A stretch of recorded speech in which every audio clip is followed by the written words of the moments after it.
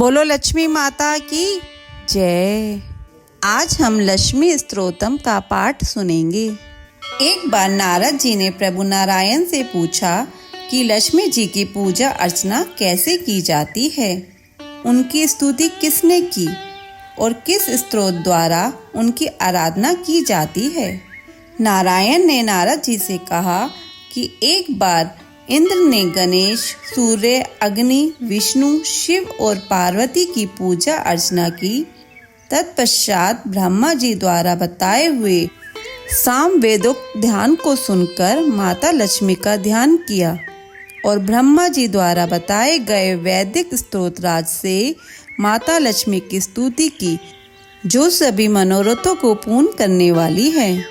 कमल वासिनी को नमस्कार है, देवी नारायणी को नमस्कार है, श्री कृष्ण की प्रिय स्वरूप पद्मा को भी बारंबार नमस्कार है।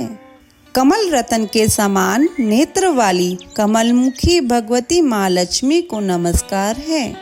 कमलासन वाली पद्मनी वैष्णवी को नमस्कार है।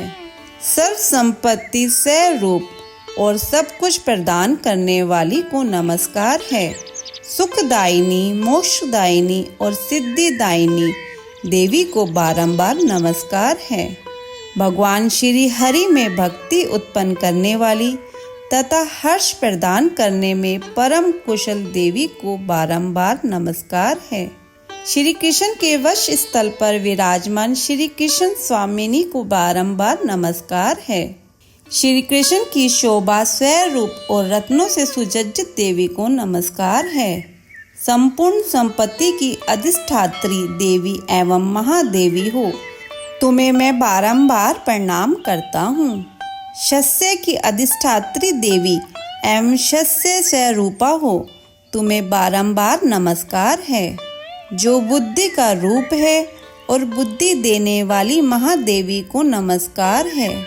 हे देवी, तुम बैकुंठ में माँ लक्ष्मी, क्षीर सागर में लक्ष्मी हो, इंद्र के घर में तुम स्वर्ग लक्ष्मी हो, राजभवन में राज लक्ष्मी हो, गृहस्थों के घर में गृह लक्ष्मी हो, उनकी गृह देवता हो, गायों की माता सुरभि भी हो, यज्ञ के पास दक्षिणा रूप में निवास करती हो, देवों की माता अदिति में और कमल वासिनी कमला भी तुम ही हो।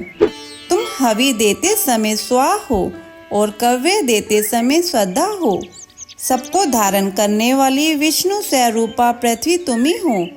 तुम शुद्ध सत्व वाली हो और नारायण की पूजा में हमेशा तत्पर रहती हो। तुम में क्रोध और हिंसा के लिए किंचित मात्र का भी स्थान नहीं है।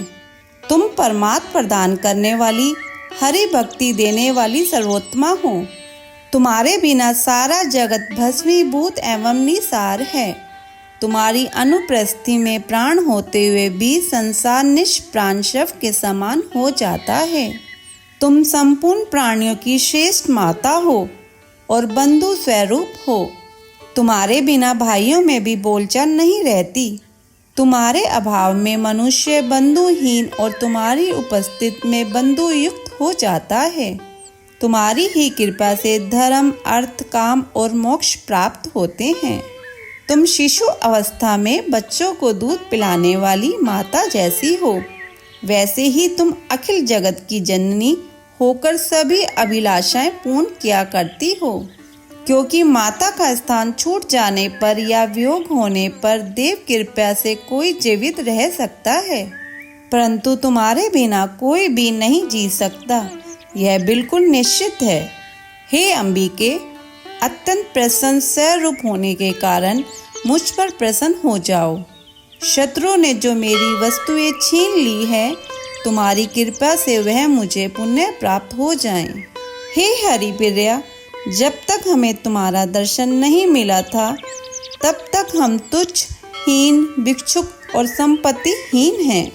हे सुरेश्वरी, हमें राज्य, बल और श्री प्रदान करें, कीर्ति, धन और यश भी प्रदान करो।